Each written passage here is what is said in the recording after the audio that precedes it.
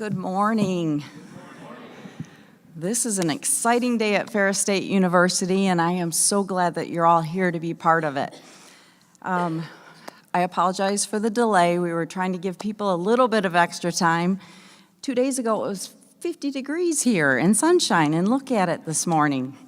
So thank you for joining us here at Williams Auditorium, and it is my pleasure now to introduce you all to the chairperson of the Ferris State University Board of Trustees, Ms. LaShonda Thomas.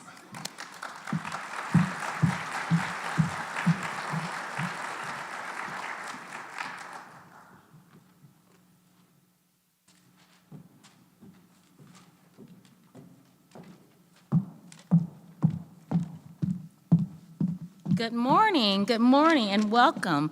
I am LaShonda Thomas, chairperson of the Ferris State University Board of Trustees. The Jim Crow Museum at Ferris State University has long stood as a powerful institution, a place of learning, reflection, and dialogue. For over 25 years, the work of this museum has paved the way for education and healing, profoundly impacting lives in our community and worldwide. Today's groundbreaking signifies more than constructing a new facility. It marks a transformative milestone. This new space will provide opportunities for deeper engagement, expanded exhibits, and broader outreach, enabling the museum to further its vital mission. The Jim Crow Museum will continue to serve as a beacon of education and progress, challenging visitors to confront the truths that the past while inspiring a vision of a more equitable future. Ferris State University's enduring commitment to equity and opportunity makes it a fitting steward for this effort. The creation of this new facility reaffirms the university's dedication to fostering critical conversation and driving meaningful change. I am now privileged and proud to introduce Ferris State University's president, Dr. Bill Pink. Thank you.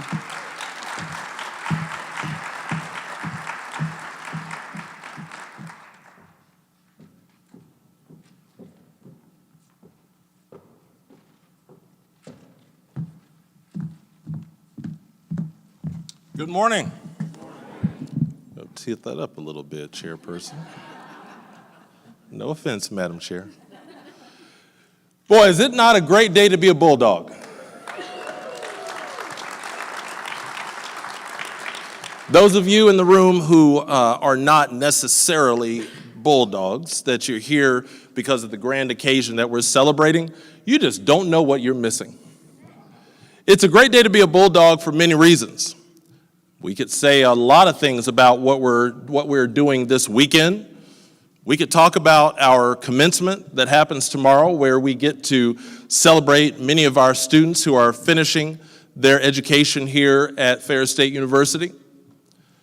We could talk about a nationally ranked #1 volleyball team that starts tonight in the Elite Eight over in the nice warm state of South Dakota. We could talk about a nationally ranked #1 football team that on Saturday plays in the national semifinals right here on our campus. We could talk about celebrating so many of our programs that we are so proud of, and things that our programs are doing and have done in this academic year so far that truly launched us into what I call a great start to the academic year 2024-2025. We could talk about all those things. But this morning we talk about a little different. Something that honestly, friends, as I identify it, you are a part of history today, of making history. Now you can make that argument and say every day we are part of history. No, this day is a little different. Because today, we get to celebrate the groundbreaking of an amazing museum, unlike any other in the country on a university campus, in my opinion. And because of that, There are many things that we could ask.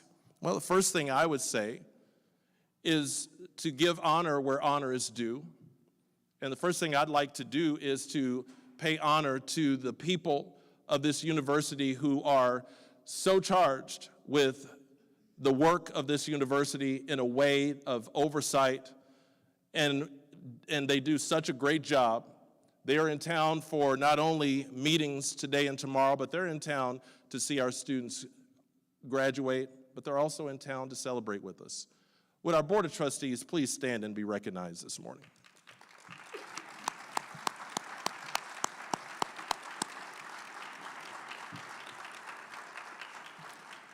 No college or university in this country works well if it does not have a strong leadership behind it, and our Board of Trustees exemplifies that on an annual basis, and thank you for that work. I also want to honor this morning people who have, in my position, gone on before me in setting the standard, in setting the precedent of how this university operates and how successful this university has been for 140 years. This morning, I want to honor President David Eisler, who is here this morning. Please stand, Dr. Eisler.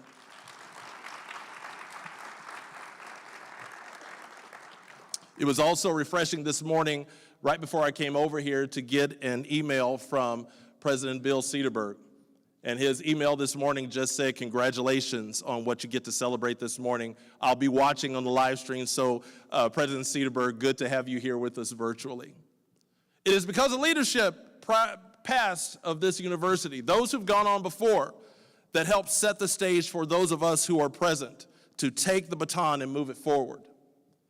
And what I love about this morning is that I am sure there are people who ask the question, when it comes to the Jim Crow Museum and it being on this campus, why Ferris State? Why is such a museum that is so impactful to so many lives and tells the story and educates? And don't get me wrong, this museum is about education. Of course it should be on a university campus, because that's what we do. We educate. But why Ferris State? Well, that makes sense to me from a standpoint, when you talk about why Ferris, well, let's talk about history. Our university has always been, for 140 years, has always been that historic institution that steps out when no one else is stepping out, that develops programs and people when nobody else is interested, and then we watch others follow along. It has always been an institution that is out there and is brave enough and bold enough all the way back 140 years ago to our founder. Our founder, Woodbridge Ferris, and his wife, Helen. What a great example of why Ferris.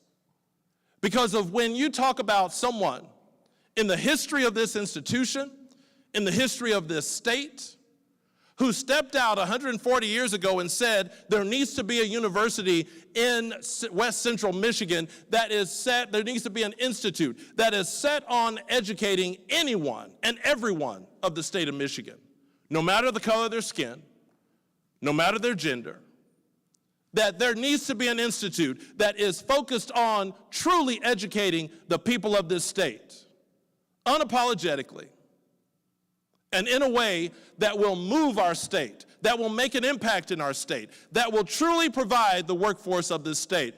What a bold move in 1884 to say everyone is invited to this table. What a bold, historic move. So it started 140 years ago, friends. It started 140 years ago of a university saying it's okay to be out front. It's okay to be innovative. It's okay to be the first to the dance, because we know that if you're the first to the dance, soon everyone else follows and wants to dance with you. And in this case of answering the question of why Ferris State, the answer becomes why not Ferris State? Why not this institution? And what has been built here carries on here 140 years later. I want to personally say thank you to all of those who have been so focused and intent on the work of getting us to this point. As someone said to me as I walked in this morning, it wasn't easy. Nothing that's worthwhile usually is easy. But there are so many people in this room and who are listening online that have been so instrumental in helping get us to this point. Not only having partners like Rockford Construction, Newman Smith, Howard Rivas, those three organizations from construction and architecture and all the things that they have done to help get us to this point, those three companies are strong partners in this effort. But I also look in this room and I see different faces that have had some hand in getting us to this point, and I thank all of you for that. Probably the face I want to thank the most is the man I get to introduce right now. Because years ago, he will tell you the story, and he probably has told you several times. The story of how this man, David Pilgrim, decided, as he saw different pieces of images and things, that he said, this just isn't right. Something should be done here. And what he decided to do was just start collecting those things, to start in on this process of collecting these things to help teach. Well, initially, as a young man, it had a number of different reasons to start that collection. And as he kept that collection going, he saw the value and advantage of saying, how do I use these images to help teach, to help educate, to instruct, and to not only help educate us in what the history has been, but to also encourage us to not repeat that history. And pretty soon that small collection grew into what is now over 30,000 pieces of artifacts. And that vision of educating, that vision of being able to help people in understanding a past and in understanding in some level, at the right level of having an appreciation for the past, and then commit and be drawn to the fact of this hard-nosed desire to never repeat that past. Dr. David Pilgrim has been that person on this campus, in this community, in this state, and in this country, who is a voice that people will call and listen to, so that when you have something like this museum, that it is indeed that tool that is used to teach and to educate. I honor this morning my dear friend and brother, Dr. David Pilgrim, for an amazing vision. That vision, and one of the biggest desires of any leader, is to see vision come to fruition. And Dr. Pilgrim, welcome to fruition. Ladies and gentlemen, please welcome to the stage Dr. David Pilgrim.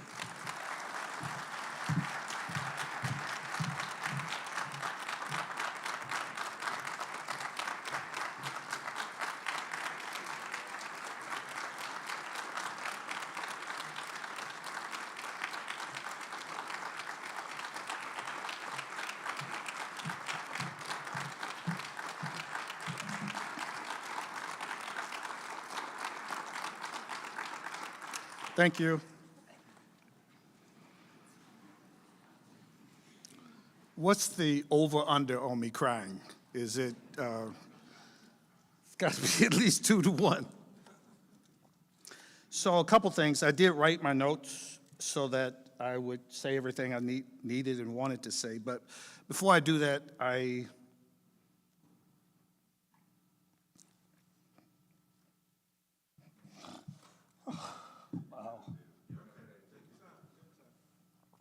want to thank the God of the universe for allowing me to see today. And my fervent prayer is that I'm here 17 months from now when we open. But I'm also glad to be alive because we got work to do as a nation, and I want to be a part of that work. To quote one of my elders, Dr. King, We have some difficult days ahead, and I have not given up on this country. And I think the Jim Crow Museum can be a part of the solution. So I'm very, very thankful to still be alive.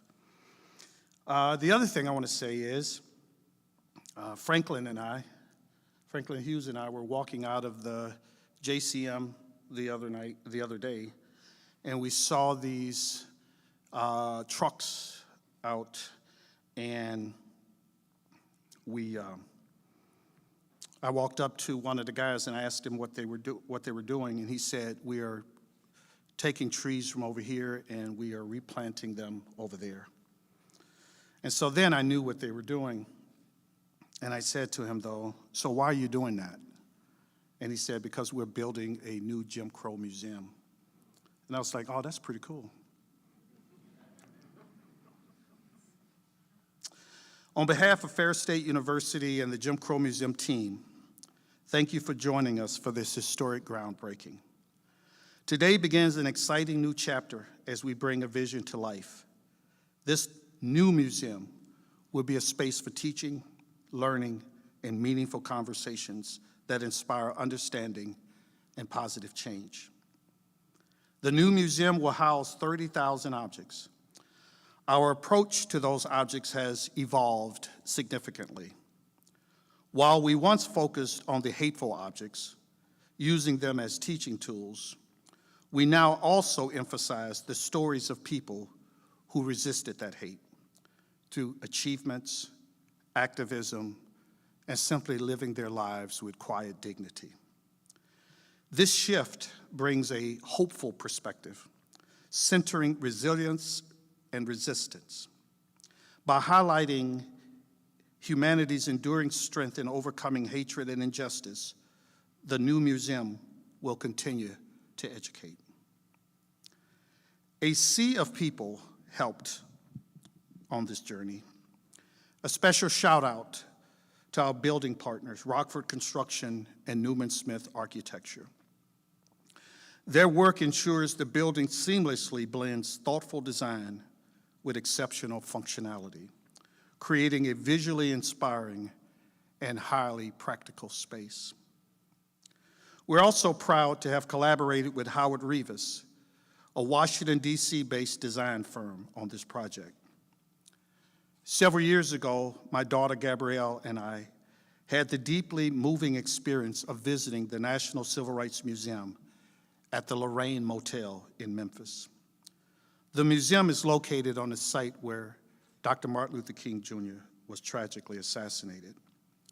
In 2011, Howard Reavis played a crucial role in renovating that museum, enhancing it with multimedia and artifact displays.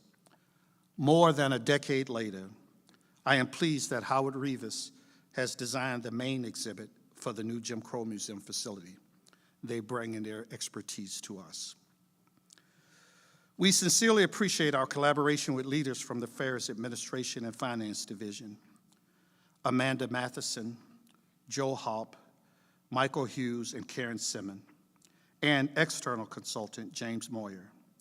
Their dedication and experience and expertise were instrumental in ensuring this project stayed on track and within budget.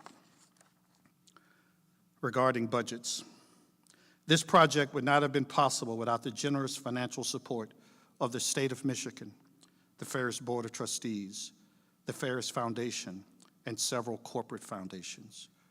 We are also grateful for individual contributors ranging from $5 to $200,000. If you have already donated, thank you for your support.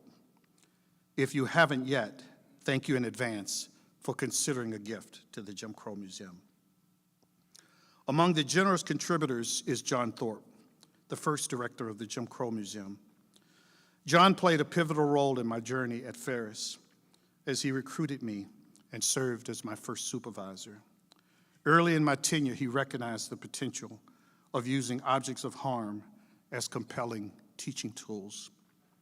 Over 2 decades ago, we worked together as part of a small team that traveled across the country, leading challenging discussions with the CIA, the FBI, and others.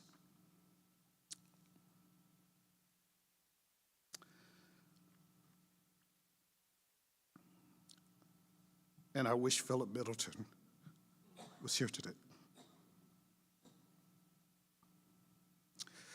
Whenever a major project is completed, someone will say, "Congratulations, this must have been hard." And I graciously respond, "Thank you for your kind words." But in my head, I think, "Brother, you have no idea." You have no idea. Yes, it was hard. The United States still struggles to come to grips with its Jim Crow past and the ways those Jim Crow attitudes and behaviors have morphed into the present. It's hard to raise money to build a museum that deals directly with race relations. It is challenging, but not impossible, especially with the university leaders committed to the project. President Pink has been a strong and unwavering supporter of the museum, fiercely advocating for its mission and the transformative work it accomplishes in promoting education and dialogue about race. I've said before, and I'll repeat this, and I want you to hear me when I say this. Woodbridge Ferris would be proud that you're president of this school. But I want to say something, I want to add something to that. Woodbridge Ferris anticipated you, foreshadowed you, anticipated this day. The list of Ferris employees who helped us with grant processing, budgets, and communication is far too extensive to read, but I hope each of them knows how deeply their efforts are appreciated. That said, I must take a moment to highlight our closers, our very own Mario Riveros. Kathy Mullins has strongly advocated for this project, tirelessly ensuring success with foundation partnerships. Similarly, while many of us engage with political leaders, Dan Eichinger played a pivotal role in securing the critical support of state legislators. Please give them a hand.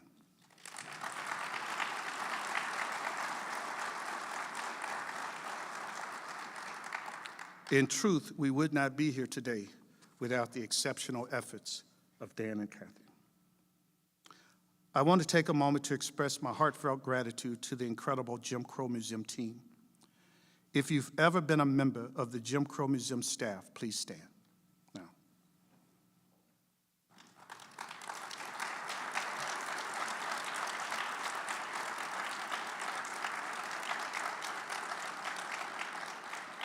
Thank you. Your contributions have been invaluable, and I hope you truly understand how deeply they are appreciated. I'm self-aware enough to admit that I can sometimes be a challenging colleague, which makes me especially thankful for your talent, dedication, and patience. And speaking of patience, I must also thank my wife, Peg Pilgrim. Her support means the world to me. She knows better than anyone in this room that living with me can be more difficult than working with me. So many people have approached me saying, "Congratulations, I'm proud of you." While I appreciate those kind words, I need to ask a favor of everyone. Share that congratulations with everyone involved in this project.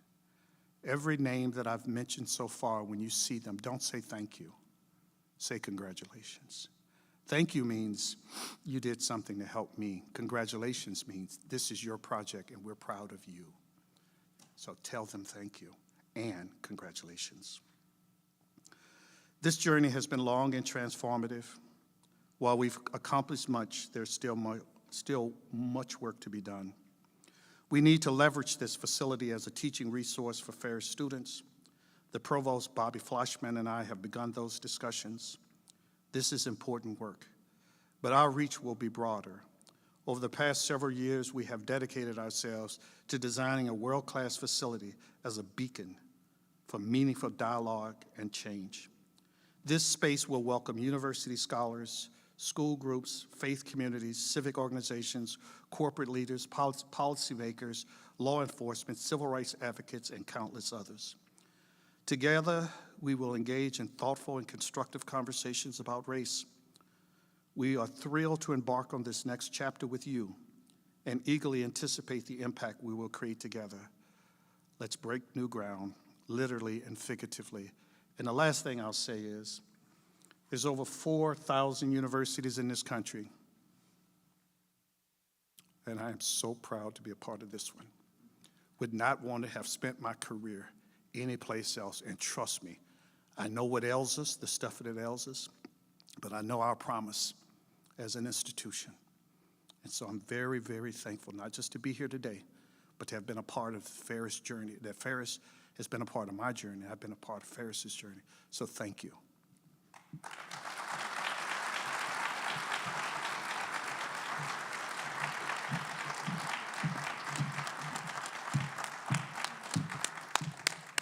All right, so now is the time we've all been waiting for. If I can have Dr. Pink and the Board of Trustees come to the stage, as well as any of the foundation board members that are here today. And then the representatives that are here from Rockford Construction and Newman Smith. Do we have any other? We're going to do my team too. Yep, yep.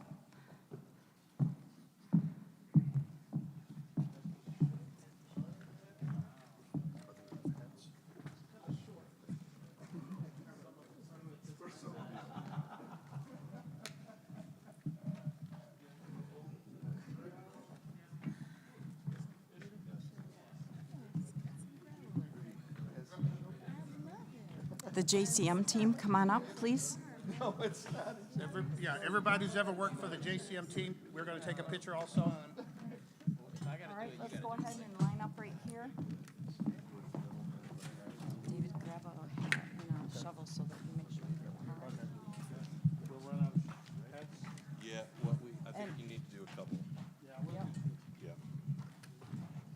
Make sure you got in this one. Yep, all you. So this one, let's do the Foundation Board, Board of Trustees. Dick, go ahead and grab a hat and let's give him a shovel and we'll do Board of Trustees and grab a hat. Right here on the left. And let's see, do we have, would you mind if Oh, you did no, have no. Pam use these two shovels? Thank you. Thank you. Dick, go ahead and take that shovel. All right, and then everyone go ahead and gather around here. Where's Mandy?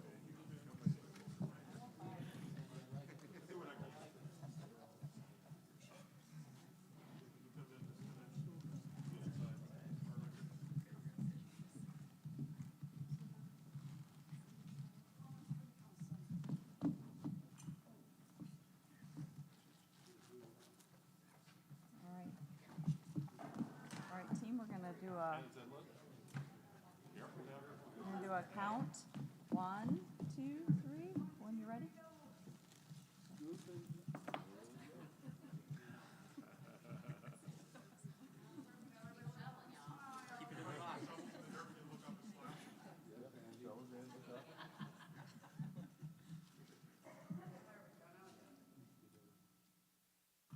All right. All right. All right, now.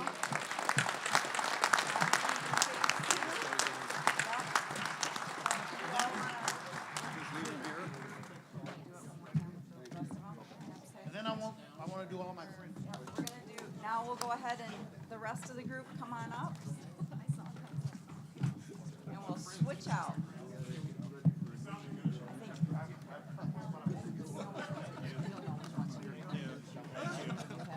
Okay, okay. Oh, they're all the same. Okay, okay.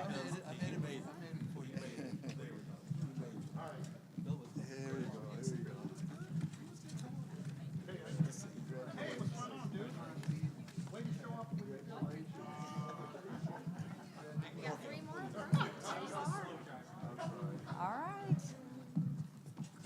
One more. All right. All right, everybody up there. No, I want a picture just with, I want just our staff and one, they can, Okay, you don't want them in this one, though? they can be. Yeah. Save them for their own, Okay. because we need to get one just to All right, you staff. guys stay right there. Yeah, you're in here now. No, come back now. We'll do a separate one also. Okay. Cindy doesn't want to give up her hat. Frank, Elise, stop. It's fine. They'll come back. Can we get longer shovels next time?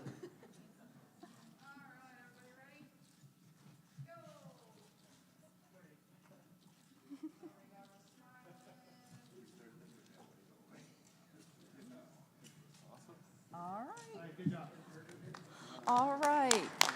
And so, do we want to conclude the program so people can leave? Conclude the program. Elise and Franklin? Elise and Franklin, come up here. Yeah, get just your staff in here. All right. And Patty, come up here. Where's Patty? Come on. You're in. Lisa's on vacation. What do we have? All right. Where's Franklin? Franklin is, He's coming. So like now we'd actually get some work done. Right? You guys ready? I'm so proud of y'all. Kathy, you want me to get the extra shovels out of them? You guys are amazing. No. yeah, they're extra Yeah, just shovels. say- Give me the extra shovels. Need extra shovels? Somebody say it over here. Is there extra?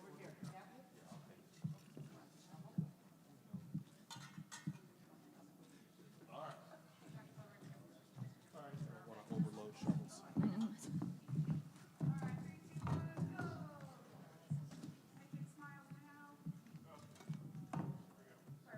All right.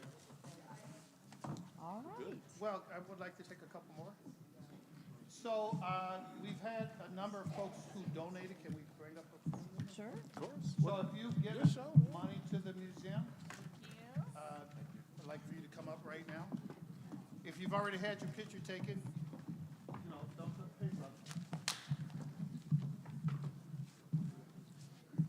So this was a group we couldn't raise money from, apparently. Well, I did.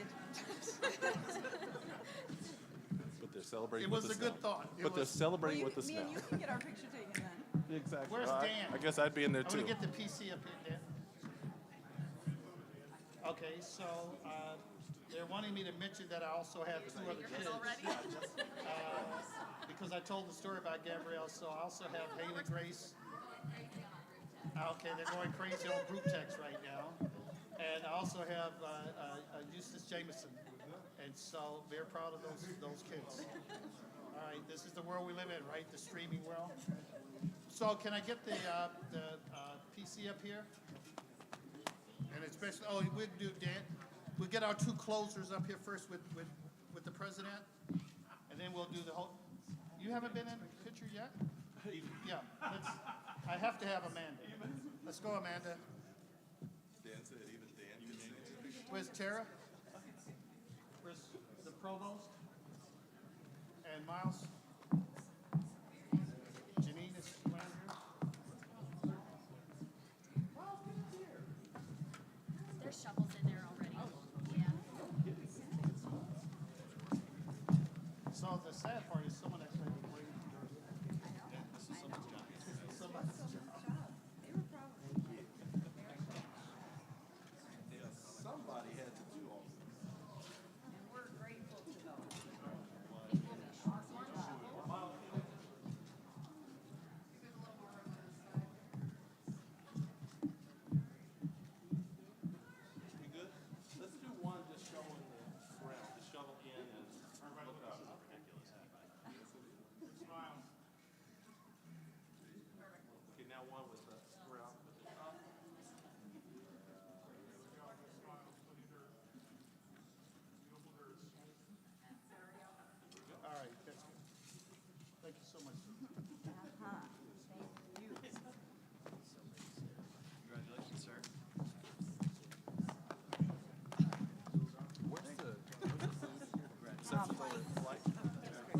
All right, so that concludes the formal groundbreaking.